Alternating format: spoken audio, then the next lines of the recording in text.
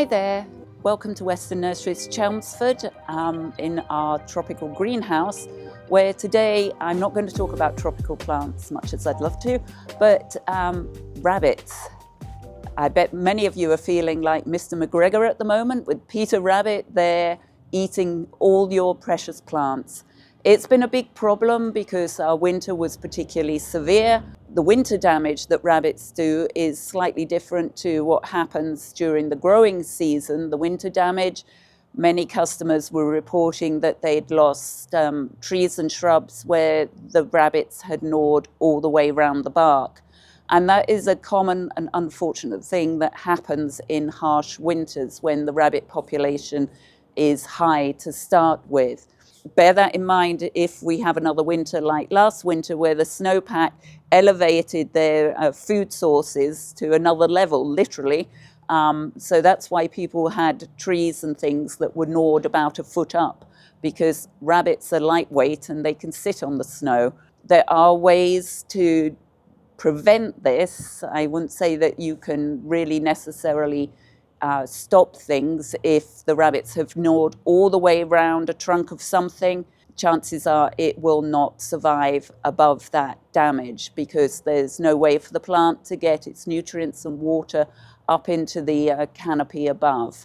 So if you know that you have vulnerable plants, and the ones that as trees and shrubs that are particularly vulnerable, maples, particularly Japanese maples, willow, and fruit trees. They do like fruit trees. Now, it's the younger trees with the softer, more tender bark that they will go for. There are a couple of ways to deal with it. Tree guards are those curly plastic strips that often come on nursery trees when you buy them, and they stop the rabbits getting at the bark. Similarly, something like a bunny barricade. This is designed more for perennials, but it would work for certain trees as well. You can also use chicken wire and even wrap trunks with burlap if the plant is suitable for that. There are also repellent products which you can use. Ones, granular ones, which smell unpleasant to rabbits. Again, sprays for the foliage and the stems, which smell unpleasant. And this one is hot pepper wax, and that one is actually, as it sounds, it's chili. So they will try it if this is sprayed on something, but hopefully they will quickly learn that they don't need to eat it. As with all repellents, they need to be reapplied on a regular basis. Every time it rains heavily, you would need to reapply every other week if the rain hasn't washed them off. Otherwise, if we have rain like we did yesterday, you will need to reapply this when the foliage has dried. And one last thing, I would recommend switching up your repellents. All animals get used to certain smells, and that you can just keep rotating between them if needs be. However, there are other ways to go if you don't wish to build a fortress of your yard and be forever out there spritzing and spraying all over the place. And that is to select some plants that are more rabbit resistant. I'm going to talk about a few perennials here just because it's easier to showcase with them the different strategies that plants develop to try and protect themselves from animal or insect damage. So I have a selection here that are some are shade lovers, some are sun lovers, and they are examples of the various strategies that plants do. So the first one I'm going to show you here is a Brunnera. It's a shade-loving perennial and has little tiny blue forget-me-not type flowers when it blooms. But the thing that makes it unpalatable to rabbits is it has bristly leaves. They're hairy, they're scratchy.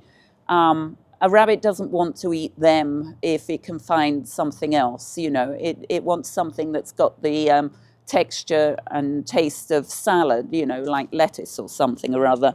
And Brunnera doesn't do it for rabbits. Again, on the scratchy, spiky side, anything that is thorny, and that goes for trees and shrubs, or prickly. This is Echinops, a globe thistle, has big blue flowers, which are actually very popular with bumblebees and other pollinators.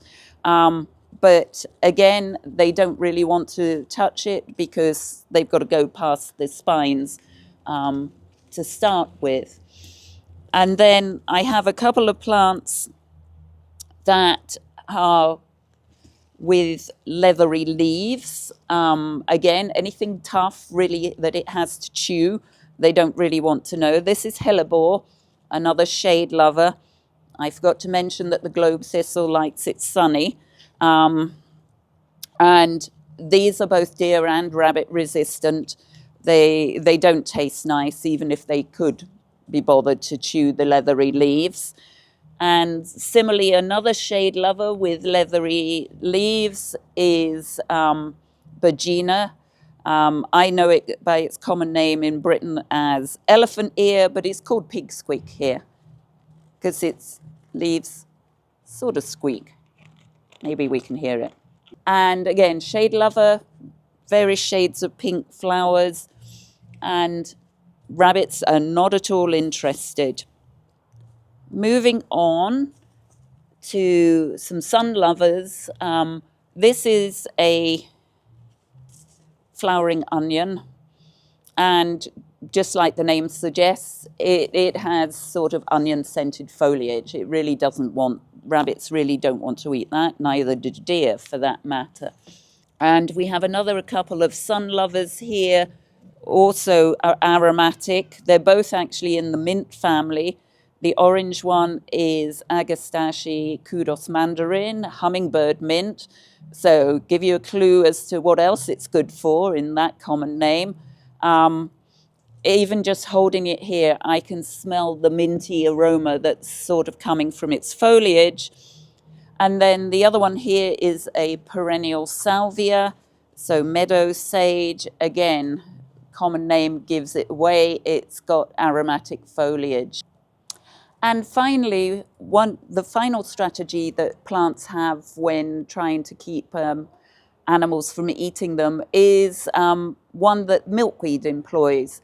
It has a milky sap, which is actually toxic to everything except monarch butterfly caterpillars. So rabbits are definitely not going to touch any of the milkweed, neither are deer. So that is something that is really good in a rabbit-proof garden. I will stress that sometimes it's hard to know what they will go after. What they eat in one person's yard, they don't touch in another.